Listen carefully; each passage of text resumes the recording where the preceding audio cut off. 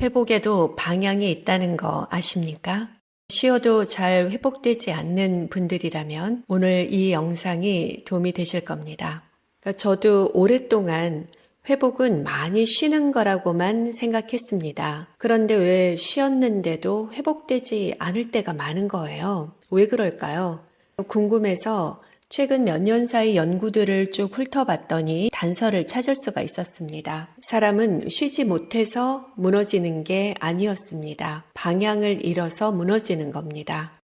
안녕하세요. 나다움 설계연구소 김수정입니다. 오늘은 회복을 다시 정의해 보겠습니다. 여러분의 의지가 약해서가 아닙니다. 환경과 사회 구조가 여러분의 의지를 약하게 만들어 왔다는 근거를 이야기 드리고자 합니다. 사회 구조와 뇌과학 두 측면에서 정확하게 짚어보겠습니다. 순서는 3단계입니다. 먼저 회복이 왜 이렇게 어려워졌는지, 다음으로는 쉬는 것보다 방향이라고 제가 말씀드렸는데 여기서 방향이 도대체 무엇인지, 마지막으로 오늘 밤부터 방향을 다시 맞추는 알짜 팁까지 알려드리겠습니다. 회복에 관한 이야기를 나누다 보면 많은 분들이 비슷한 말씀을 하십니다. 쉬었는데도 크게 달라진 게 없어요. 다시 월요일이 오니까 쉬었던 기억이 사라진 것 같아요. 이것저것 휴식에 좋다는 건 다 해봤어요. 맛집도 가고 충분히 나름 자기도 하고 운동도 했어요. 그런데 이상하게 에너지가 살아난다는 느낌은 없다고 말씀하십니다. 이분들은 게을러서 이런 게 아닙니다. 오히려 정반대입니다. 그러니까 잘 쉬는 법을 아주 성실히 실행한 분들입니다. 그러니까 좋은 카페, 좋은 책, 좋은 산책, 7시간 이상의 수면, 정성껏 노력하셨습니다. 그런데 좋은 걸 다 해도 노력한 만큼 살아난다는 느낌이 없다는 겁니다. 저도 이해가 잘 안 돼서 여러 연구들을 찾아보기 시작했습니다. 여기서부터 조금 낯설게 들리실 수 있습니다. 성과 사회에서는 회복도 성과가 된다는 말에 동의하시나요? 잘 쉬어야 한다는 말을 자주 듣는 순간부터 쉬는 것조차 잘 해내야 되는 미션이 된다는 겁니다. 회복 계획 자체가 더 나은 생산력을 위한 또 하나의 프로젝트로 다가오는 거죠. 이 프로젝트를 성실히 해내는 동안 회복은 몸에서 일어나는 일이 아니라 잘 해냈는지 점검해야 되는 또 다른 성과가 되고 있다는 겁니다.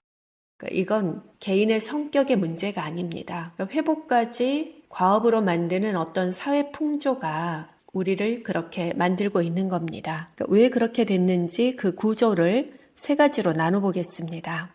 첫 번째는 눈치입니다. 몸이 무겁다는 신호가 올라오는 순간 우리는 주변을 먼저 봅니다. 남들은 어떻게 하는지, 이 말을 꺼내면 어떻게 보일지, 신호가 밖으로 나오기도 전에 걸러집니다. 내가 너무 약해서 맨날 힘들다고 하는 게 아닌가? 이게 반복되면 나중엔 신호 자체가 들리지 않습니다. 두 번째는 비교입니다. 남들만큼은 쉬어야지가 먼저 작동하면 회복 기준을 남이 세팅하게 됩니다. 남이 세팅한 회복은 기준이 내 몸에 없으니까 며칠씩 쉬고도 텅 빈 느낌이 드는 이유가 여기에 있습니다. 3번째는 알고리즘입니다. 지친 밤에 침대에 누워 폰을 봅니다. 사실은 우리가 폰을 보는 게 아니라 폰이 우리를 보고 있습니다. 알고리즘은 이 사람이 얼마나 지쳤는지 알고 잘 쉬는 사람들의 여가와 삶을 반복해서 보여줍니다. 그걸 다 구경하고 나면 회복되는 게 아니라 새로운 과업 하나를 더 얹은 채 잠듭니다. 눈치가 신호를 걸러내고 비교가 회복 기준을 대신 세우고 알고리즘이 잠든 시간을 계속 뒤로 미룹니다. 오래 쉬어도 회복되지 않았던 이유는 여러분이 게을러서가 아닙니다. 이 구조 안에서는 쉬는 양이 방향을 대신할 수 없기 때문입니다. 여기까지가 왜 우리가 쉬어도 회복되지 못하고 번아웃에 쉽게 걸리는지 우리 사회 구조의 외부적 이야기를 해보았습니다. 여러분 몸 안에서는 어떻게 작동하고 있을까요? 여기서 우리는 아주 오래된 조언 하나를 뒤집어야 합니다. 그동안 번아웃이라고 하면 얼마나 뭘 했다고 멘탈을 키워라, 마인드셋을 바꿔라 이런 말을 쉽게 하곤 했습니다. 물론 이 말들이 완전히 틀린 말은 아닙니다. 하지만 그 말 뒤에는 이런 전제가 숨어 있습니다. 당신 안에 배터리가 다 됐다. 그러니 채워야 한다. 채우려면 사고의 전환, 더 강한 의지가 필요하다. 그런데 정말 그럴까요? 번아웃은 단순히 배터리가 비어서 생기는 문제일까요? 오래 쉬어도 회복되지 않는다면 우리는 회복이라는 단어부터 다시 생각해 봐야 합니다. 중요한 건 얼마나 더 버티냐가 아닙니다. 지금 나의 몸이 현재 내가 생활하고 있는 환경과 잘 맞물려 있냐를 고려해 보셔야 합니다. 이것을 정렬이라고 부르겠습니다. 영어로는 얼라이먼트라고 부릅니다. 쉽게 말해 내 몸의 신호와 현재 내 주변의 환경을 다시 정렬, 맞춰보는 겁니다. 무슨 뜻일까요? 배터리가 비어서 힘든 경우도 물론 있습니다. 그런데 더 근본적으로는 왜 이렇게 빨리 방전되는지를 살펴봐야 합니다. 지금 있는 자리, 지금 내가 하고 있는 일, 내가 만나는 사람, 지금 보고 듣고 있는 것들이 내 몸과 내 마음과 잘 맞는지 확인해야 합니다. 그러니까 맞지 않으면 에너지를 아무리 부어도 계속 밑빠진 독처럼 새어나가고 있는 겁니다.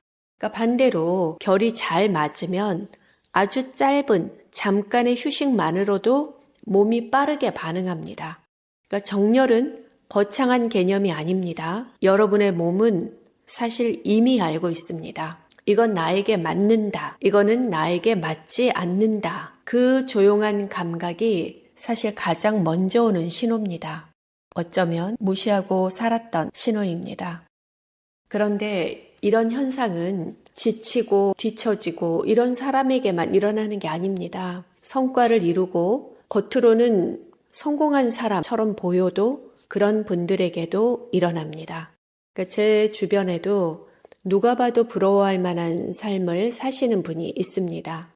그런데 그분은 뭘 해도 기쁘지 않다고 하십니다. 그러니까 목표를 달성해도 금방 다음 일을 생각하게 된다고 하십니다. 처음에는 성취하면 좋았는데 지금은 그냥 드디어 끝났네. 하나는 해결했네. 그런 느낌만 남는다는 겁니다. 그래서 조금 휴식을 갖는 게 어떻겠냐고 말씀을 드려도 쉬는 순간 다 놓아버릴 것 같다고 일단 당분간은 더 해야 할 것 같다고 하십니다. 다시 못 잡을 것 같아서 그냥 계속하게 된다는 겁니다. 이 이야기를 들으면서 이분도 한계를 느끼고 계시는구나 싶었습니다.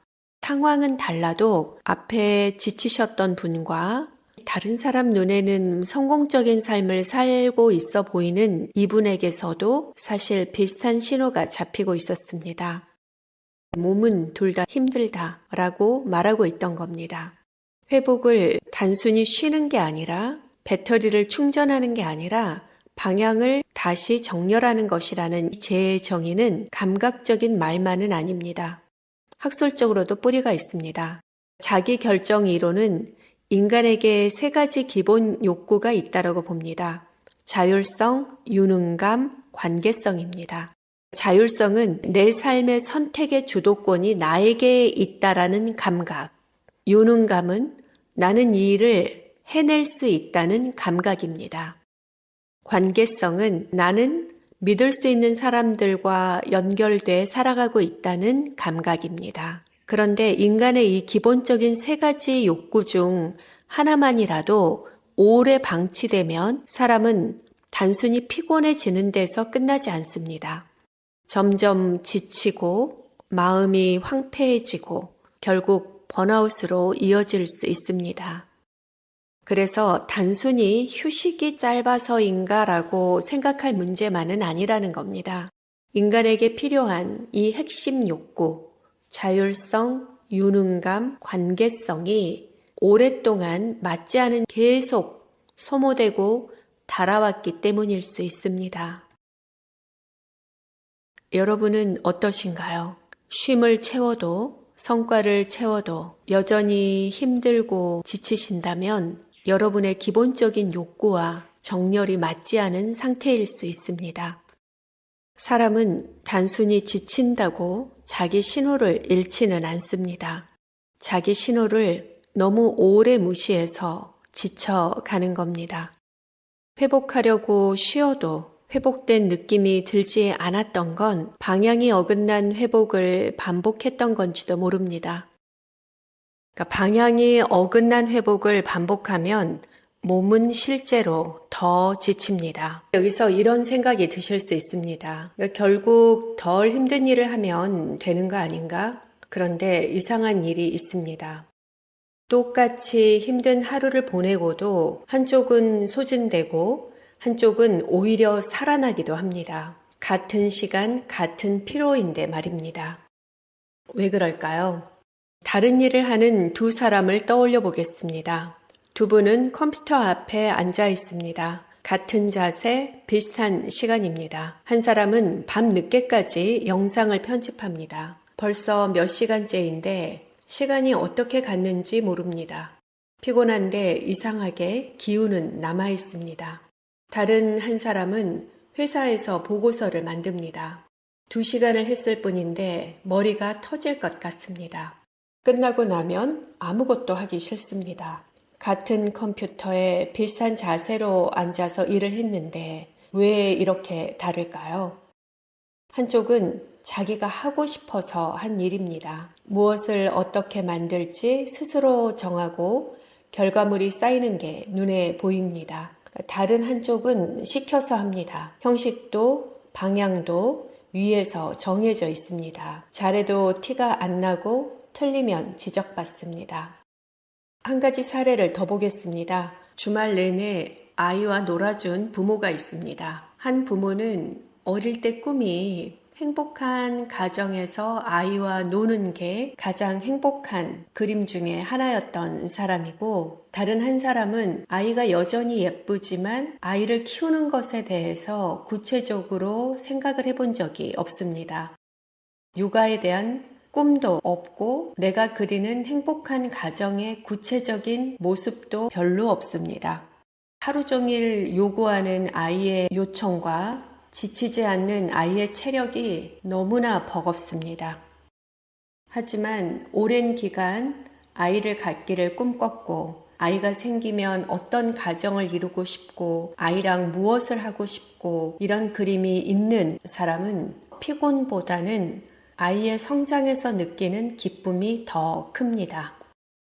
둘 다 체력은 비슷하기 때문에 느끼는 고단함과 피곤의 크기는 비슷합니다. 하지만 자신의 꿈을 실현하는 과정의 육아는 행복과 피곤에도 쉽게 회복이 되는 그러한 일상을 살아갈 수가 있고, 육아에 대한 구체적인 꿈이나 그림이 없는 사람에게는 갑자기 닥친 너무나 큰 부담입니다. 그래서 계속 소진된 느낌입니다. 이 두 분이 다른 것은 체력이 아닙니다. 시간도 아닙니다. 유튜브 편집에서 즐겁게 일을 하셨던 분은 본인이 하고 싶었던 주제로 스스로 결정하고 스스로 생산을 해내는 이 과정을 유난히 즐기는 분입니다. 자신의 욕구 중에 자율성이 큰 분이죠.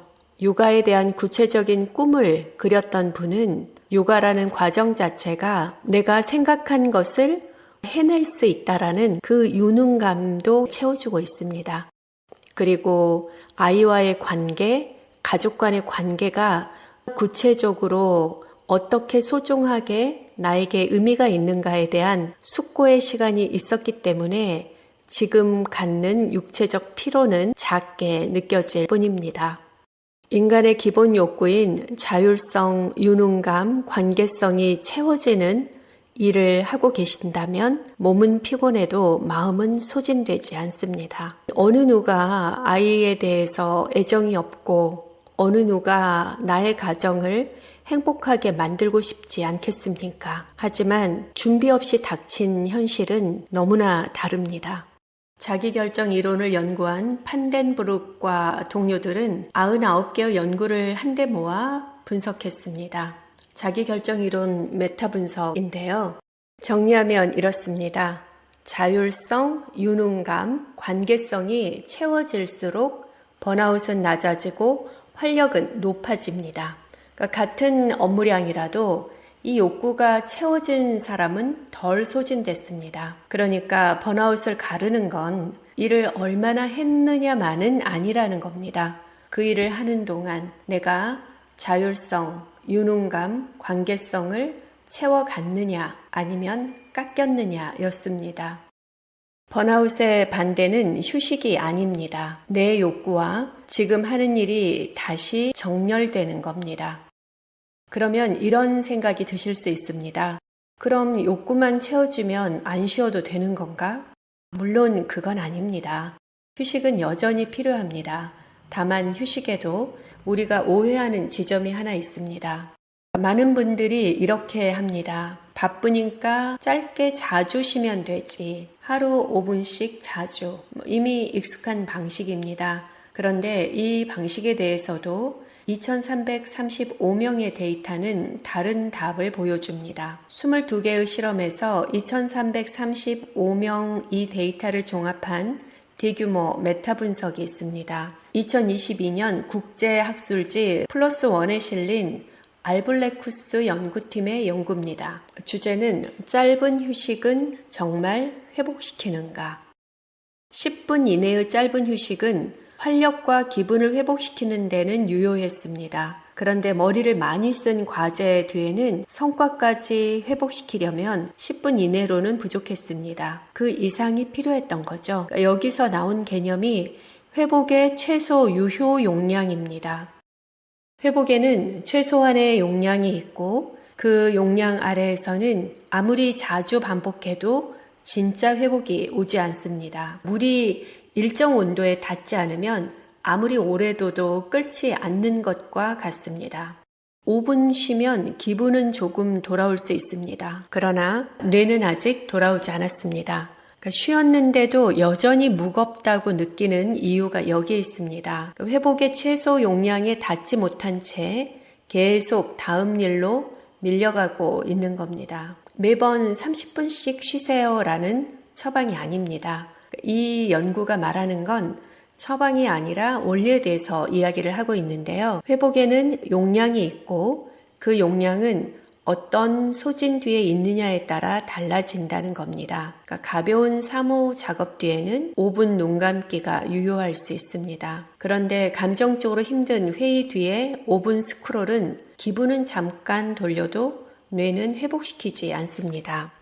오히려 자극제 하나가 더 얹은 채 다음 회의에 들어가게 되는 겁니다. 그래서 여러분은 이 질문을 던져보셔야 합니다. 이 활동은 나를 소모시키는가, 충전시키는가? 이미 답을 몸으로 알고 있다는 걸 확인하게 될 겁니다. 5분 쉬면 기분은 돌아옵니다. 그러나 뇌는 돌아오지 않습니다.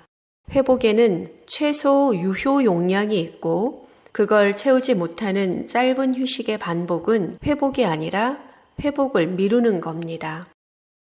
앞에서 번아웃의 반대는 휴식이 아니라 정렬이라고 제가 말씀드렸습니다. 그렇다고 휴식이 필요 없다는 뜻은 절대 아닙니다. 두 가지는 서로 대신하지 못합니다. 욕구가 채워져도 최소한의 휴식이 없으면 몸은 결국 무너집니다.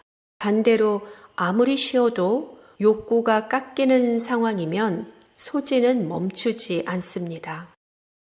충분한 휴식 여전히 필요합니다. 다만 휴식만으로는 어긋난 정렬을 되돌리지는 못한다는 사실은 꼭 기억하십시오. 몸을 채우는 최소한의 휴식과 내 욕구와 삶을 다시 맞추는 정렬, 이 둘이 만났을 때 진정한 회복이 시작됩니다. 자, 그럼 오늘 이야기한 정렬을 실제로 되돌려보는 시간을 갖도록 하겠습니다. 지금 계신 곳이 어디든 편안한 자세를 잡아주십시오. 누워 계셔도 앉아 계셔도 이어폰으로만 듣고 계셔도 좋습니다. 이 마지막 파트는 눈을 감고 더 편안하게 들으시라고 만들었습니다. 언제든 되감아 다시 들으셔도 좋습니다. 지금부터 방향을 되돌리는 방법 3가지를 하나씩 해보겠습니다. 첫 번째는 오늘 밤 바로 쓰는 응급 키트, 두 번째는 에너지가 새는 곳을 찾는 법, 세 번째는 앞으로 매일 곁에 둘 질문 하나입니다. 먼저 첫 번째 응급 키트부터 해보겠습니다. 지금 여러분 몸이 무겁다면 오늘 밤 이 안에서 딱 한 가지만 골라서 해보십시오. 순서는 상관없습니다. 첫째, 오늘 한 활동을 충전과 소모 2칸으로 나누어서 적어보십시오. 어떤 활동이 충전됐고 어떤 활동으로 소진되셨나요? 이러한 관찰만으로도 방향을 되돌리는 가장 짧은 지름길을 얻어가시는 겁니다. 두 번째는 지금 켜져 있는 화면 중 하나만 끄십시오. 알림 하나만 꺼도 뇌에서는 꺼진 것이 하나 있다라는 자각을 느낍니다. 세 번째는 오늘 만난 사람들 중에 이 사람하고 있으면 기분이 좋다, 기운이 난다 싶은 사람이 있었다면 짧게 한 줄을 보내보십시오. 고맙다는 한 줄이면 충분합니다. 간단한 안부여도 좋습니다. 관계라는 회복 자원이 여기에서 다시 열립니다. 이 3가지 중 하루에 하나씩 해보시면 도움이 되실 겁니다. 두 번째는 에너지가 새는 곳을 찾아보는 겁니다. 눈을 감고 잠깐 함께 해보겠습니다. 이번 주를 천천히 떠올려 보십시오. 월요일부터 오늘까지 그중 유난히 몸이 무거워졌던 순간 하나, 모임이나 회의 하나, 대화 하나, 여러분이 보셨던 콘텐츠 하나, 그 순간 뒤에는 어떤 사람, 어떤 장소, 어떤 요구가 있었습니까? 서두르지 마시고 하나만 어디에서 에너지가 새었는지 떠올려 보시고 에너지가 새는 곳이라고 이름을 붙여두십시오. 오늘 당장 그것을 없앨 필요는 없습니다. 기분에 따라서 달라질 수도 있기 때문입니다. 단지 오늘은 이곳이 나의 에너지가 새는 곳이었지, 이번 주는 여기에서 에너지가 샜지, 이렇게 알아차리는 것만으로도 잡음이 하나 줄어듭니다. 잡음의 강도가 1단계, 2단계 줄어듭니다. 세 번째는 앞으로 매일 곁에 두실 짧은 질문 하나입니다. 이 활동은 나를 소모시키는가, 충전시키는가? 이 질문에 힘이 있는 건 답을 밖에서 찾는 게 아니라 내 몸에서 찾게 되기 때문입니다. 하루에 한 번만이라도 사회 구조가 세팅해 놓은 그 회복의 기준에서 조금 벗어나 보는 겁니다. 특히 추천하는 순간이 있긴 합니다. 물론 자유롭게 하셔도 되는데 스크롤을 시작하기 직전 1초만 멈추고 물어보십시오. 여러분이 1초를 멈추기 시작하는 순간 여러분이 생각하는 것보다 큰 변화가 일어날 겁니다. 이 스크롤이 나를 소모시키는가, 충전시키는가, 또 어떤 모임이나 약속에 응할지 정하는 순간 이 모임은 나를 충전시키는가, 소모시키는가. 사실 살다 보면 나의 평판이나 그냥 주어진 세팅된 환경 속에서 의미 없이 반복적으로 만나는 모임이나 만남이 있습니다. 나를 늘 소모시키는 모임은 과감히 끊는 게 좋습니다. 물론 단 한 번에 결정하라는 이야기는 아닙니다. 이러한 생각을 한번 떠올려 보는 것 자체로 여러분의 생각을 정리할 수 있을 겁니다. 스크롤하기 전 1초, 모임에 응할지 정하는 순간 이 모임이 나를 충전시키는가 확인하는 것, 그리고 하루가 끝날 때 오늘 나를 살아있게 한 순간은 언제였는가, 이렇게 생각해 보십시오. 오늘 나를 살아있게 한 순간이 없었을 수도 있습니다. 그러면 아주 작은 순간이라도 만들어 보는 겁니다. 이렇게 3가지 방법을 함께 해봤습니다. 응급 키트를 알아봤고, 에너지가 새는 곳을 찾아보고, 그리고 하루에 질문 하나를 떠올리는 것, 이 활동이 나를 소모시키는지 충전시키는지, 이 3가지 방법이 결국 향하는 곳은 살아남입니다. 살아남은 왜곡을 줄이고 잡음이 정리되고 내 마음의 신호와 지금의 생활이 조금 더 맞아질 때 몸에서 자연스럽게 올라오는 감각, 좀 숨이 편안하게 쉬어지네 와 같은 그런 감각입니다. 몸은 계속 진실을 말하고 있었습니다. 몸은 거짓말을 하지 않습니다. 우리가 몸을 설득할 뿐입니다. 몸이 우리에게 보내는 신호를 계속 무시하고 아직 아니야, 조금만 버텨, 남들도 다 이렇게 살아, 이런 말로 설득해 왔습니다. 물론 내가 원하는 일을 할 때도 그러한 순간들은 옵니다. 그리고 내가 원하는 일을 할 때는 버텨야 하는 순간도 있습니다. 여기서 제가 드리는 질문은 여러분을 살아나게 하는 일을 하고 계시는지, 그 일을 하시면서 소진된다면 흔히 말하는 일반적인 휴식이 필요합니다. 하지만 많은 분들이 생각보다 자신의 욕구대로, 자신의 생각대로 살고 있지 못합니다. 더 늦기 전에 내 욕구와 내 삶을 정렬해 보시면 좋을 것 같습니다. 그래야 살아나고 그래야 우리는 진정 살아갈 수 있습니다. 오늘 밤 내가 하고 있는 이 일은 나를 소모시키는지 충전시키는지 한번 물어봐 주십시오. 오늘 한 활동을 간단히 정리하면 충전과 소모 2칸으로 나누어 적어보는 겁니다. 하루짜리 에너지 가계부라고 생각하시면 될 것 같습니다. 그 한 줄이, 그 한 장이 여러분의 방향을 돌리는 가장 짧은 첫걸음입니다.